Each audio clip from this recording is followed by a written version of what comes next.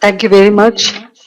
It's a great honor for me to be with you. Thank you, and thank you for everybody who present here or who are listening.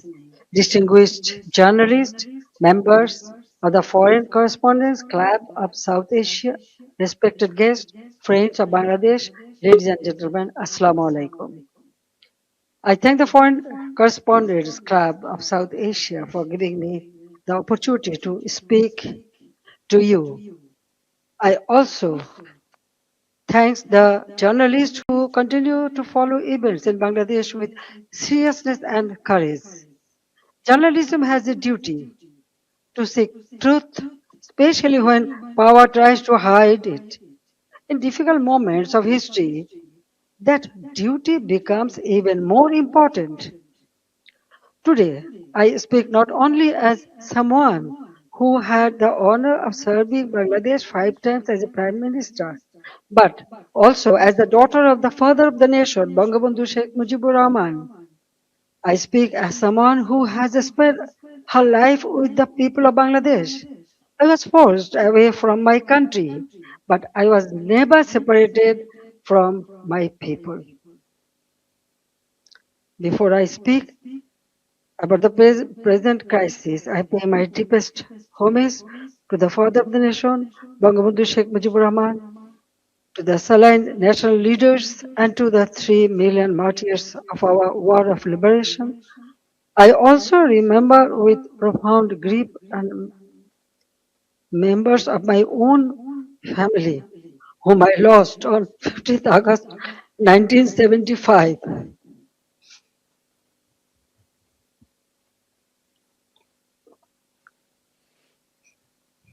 Today is also the birthday of my beloved brother Sheikh Kamal, who was 2 years younger than me. He was a valiant freedom fighter, a youth leader, a sports organizer, and a cultural activist. His life represented the courage, creativity, and patriotism of the young generation of Bangladesh. I remember him today with deep love, pain, and pride.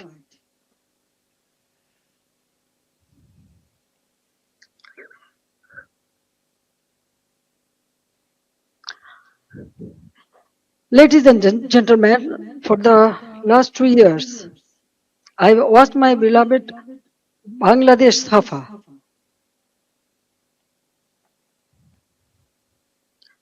Fear has entered homes, workplaces, and campuses. This is not the Bangladesh we built. This is not the Bangladesh for which 3 million people sacrificed their lives in 1971.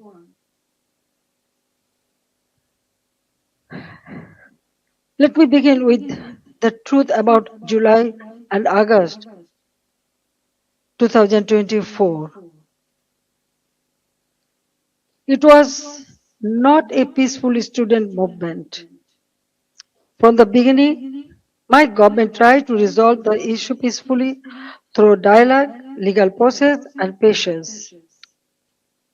But behind the language of reform,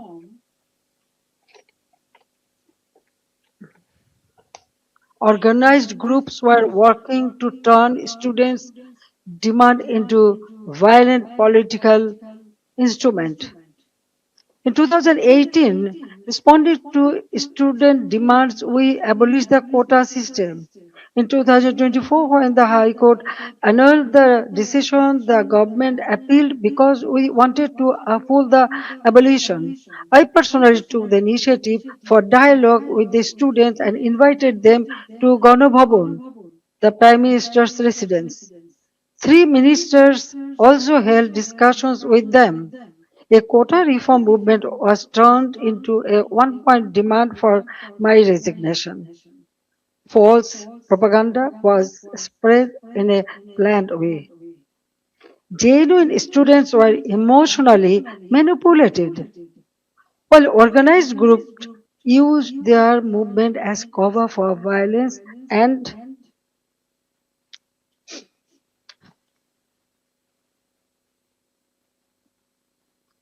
regime change. Muhammad Yunus himself said this was a meticulously designed movement led by a mastermind. His own words expose the truth.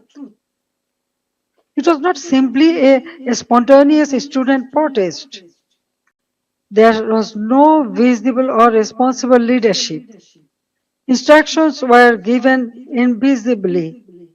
It was organized, directed, and used to create a path to power outside the ballot box.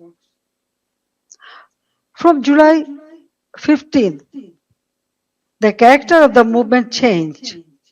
Killings, arson, attacks, and looting began. State property was destroyed. Bangladesh television was attacked and set on fire. So was different buildings like Shetu Bhavan, the Directorate General of Health Services, the EPI vaccination program building, Farmgate Metro Rail Station, flyover, Mohakali Elevator Expressway, science research facilities, the Disaster Management Office, a national database center, a COVID-19 special hospital, Bangladesh Medical University, residential hotels, industrial facilities, businesses, prisons, and including Noshingdi and other district jails were attacked, vandalized, or burned. All the terrorist criminals were released. Awami League offices were vandalized across the country. Leaders and workers were attacked and killed. Homes of ministers and senior figures associated with my government were looted and burned. The media was also targeted. Nearly 50 media center, private television stations, and newspaper offices were attacked or set on fire. Journalists were killed. Law enforcement agencies came under organized attack. Police, sepai, the other officers were killed and their bodies were hung from flyover. Around 460 police stations were outposted or set on fire and in some personnel were trapped inside building and burnt alive. Weapons were looted. Officers were beaten to death. According to persecuted police members, at least 3,000 personnel were killed, attacked, tortured, or subjected to serious violence. So, I ask a simple question. In such a situation, what is the duty of law enforcement?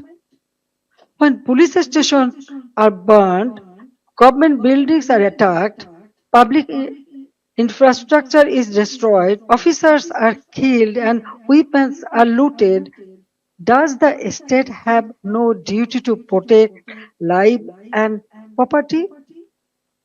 In every country, law enforcement has a responsibility to protect citizens, state institutions, and their own lives.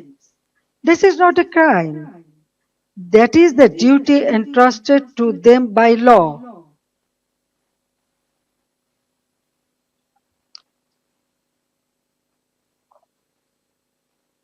At the same time, I wanted the truth to be known. That is why I formed a Judicial Inquiry Commission on 18th July 2024. Its purpose was clear. Every casualty had to be investigated. Every incident of violence had to be examined, and every family deserved to know the truth. I met victims' families, visited the injured, and instructed the authorities to provide the highest level of medical treatment free of cost. And on 1st August, I strengthened the inquiry into a three-member commission so that the investigation would be credible and comprehensive. But after seizing power, the illegal interim government led by Mohammad Yunus stopped the investigation. They did not allow the truth to come out. They gave indemnity to those who involved in the killings. If they truly wanted justice, why did they stop the inquiry? If they had nothing to hide, why protect the killers? That one decision tells the truth. They did not want justice, they wanted power. They did not want investigation, they wanted the evidences buried. Their own words export the truth. An NCP leader said revolution would not have succeeded if police had not been killed and the metro rail had not been set on fire. A BNP leader in Shirazganj also said publicly that Enayatpur police station was burned and police were killed to make the revolution succeed. These statements show that the July-August movement was not merely a quota reform movement. It became a coordinated assault on constitutional order driven by hidden instruction, organized violence, and propaganda. The conspiracy did not end on 5th August. After 5th August, violence became a campaign of political persecution.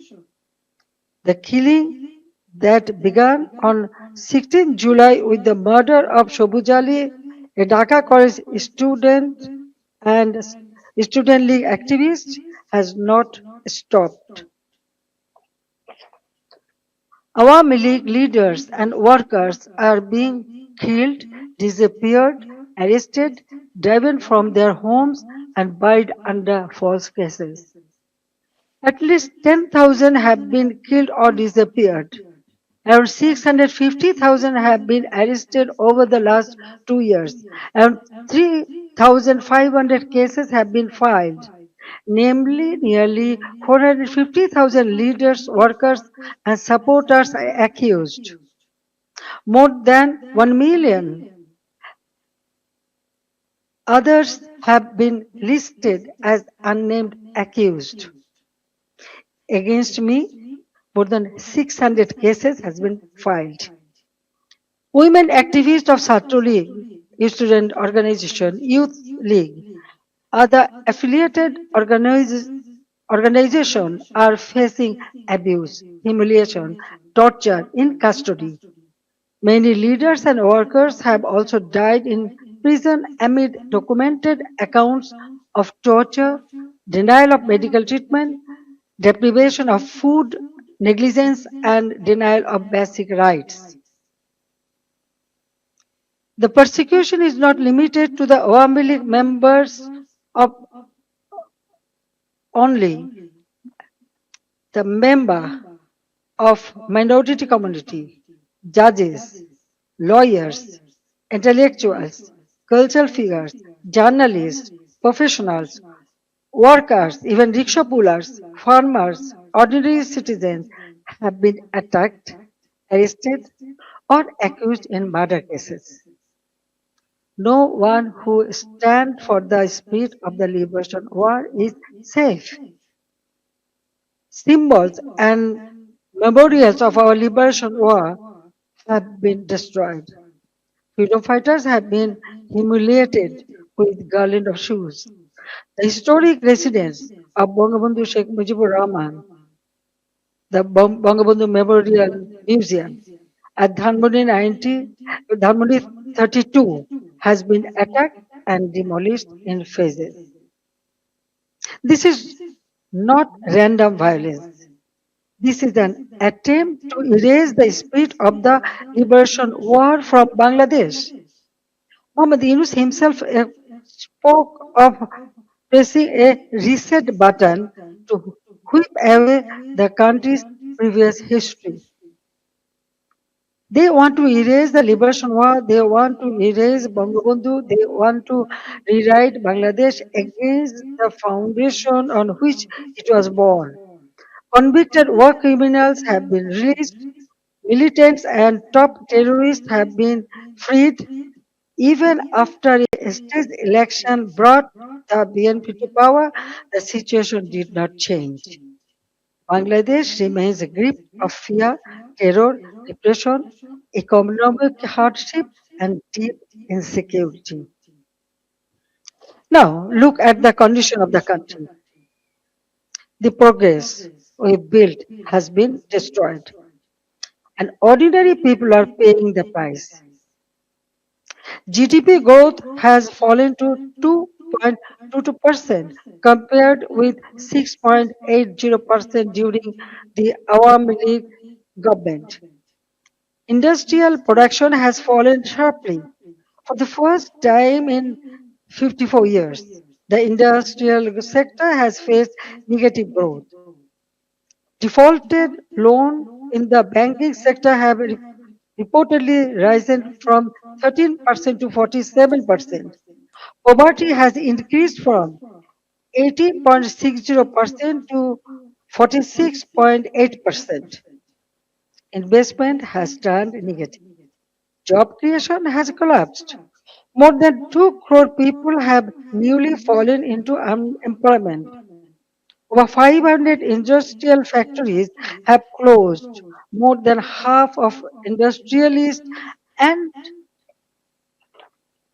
business owners are either in prison or forced into hiding.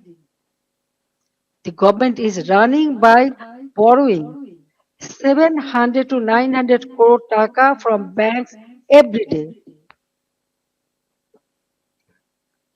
Project costs have been increased by 50% to 250%. At the same time, militancy is rising. Women and children are facing torture, rape, humiliation. And ordinary people no longer feel secure in their own lives. Extortion, murder, kidnapping have become regular features of daily life. These are not just numbers or isolated incidents. Behind them, there is a family, a worker, a farmer, a small business owner, a mother who cannot buy food for her children, and a young person who no longer see hope. But let me also remind you what Bangladesh had achieved. The welfare of the people has always been the purpose of my deep politics. My father of the nation, Bangabandhu Sheikh Mujibur Rahman, gave his life for the ideal, and I have carried the ideal with full commitment. During my 5 terms as a Prime Minister, we used long term planning, sound financial management, disciplined implementation to place Bangladesh on a strong foundation. After 2008, across 16 years and 4 consecutive terms, we implemented major projects such as Padma Bridge, Metro Rail, Rupur Nuclear Power Plant, Matarbari Deep Sea Port, Kandapuli Tunnel, Bangabandhu Satellite. We maintained GDP growth between 6.5% to 7.5%. Our development projects were not vanity projects. They were part of building national capacity. Our social programs were not charity. They were investments in human dignity. We made Bangladesh stand tall. We made it known as the rising tiger of Asia. Bangladesh's crisis is not only a domestic crisis, it affects regional peace, security, trade, development, and human dignity. That is why I call upon the international community and all the friends of Bangladesh to stand with the people of Bangladesh in their struggle for democracy, justice, and peace. A stable Bangladesh matters for South Asia, for the Bay of Bengal, for development partners, and for all countries that believe in democracy, rule of law, and justice. The next decade can be a decade of recovery and renewal, but only if democracy is restored and the people are allowed to decide their own future. That is why I make these demands clearly. The ban on the Awami League must be lifted, political prisoners must be released, false cases must be dropped, freedom of speech must be restored, media freedom must be protected, judicial independence must be guaranteed. Law enforcement agencies must serve the people, not those who use power for revenge. These are not demands for one party only. There is necessary steps to save Bangladesh. Whatever fate awaits me, I will return to my people. I cannot stay away while my beloved countrymen are suffering. I know I may be detained, I may be sent to prison, they may try to enforce verdicts issued in fabricated cases, but fear cannot decide my duty to the people. My life moved beyond calculations of personal safety long ago. In 1971, I was in imprisonment with my mother. My son, Joy, was born in captivity. In 1975, I lost my family. I spent 6 years in exile. After returning home, I fought against military ruler, dictatorship, and political conspiracies. There were 19 assassination attempts against me. Even the grenade attack of 21st August 2004 could not stop me. Therefore, I am not worried about my own future. I am worried about the future of Bangladesh. I want to return because the people deserve security, development, prosperity, and peace. They deserve a state that protects them, an economy that gives them opportunity, and a democracy that gives them rights. My return and the return of the Awami League to the democratic process is not about power. It is about putting Bangladesh back to the right track. It is about reviving the country's path of development, progress, secularism, stability. I want to return to Bangladesh to one purpose, to stand beside the people and help improve their lives. The people are the source of all power. I believe in them, I trust them, I love them, and I will return to them. Joy Bangla, Joy Bangabandhu. Thank you very much for listening me and giving me so much time. Thank you.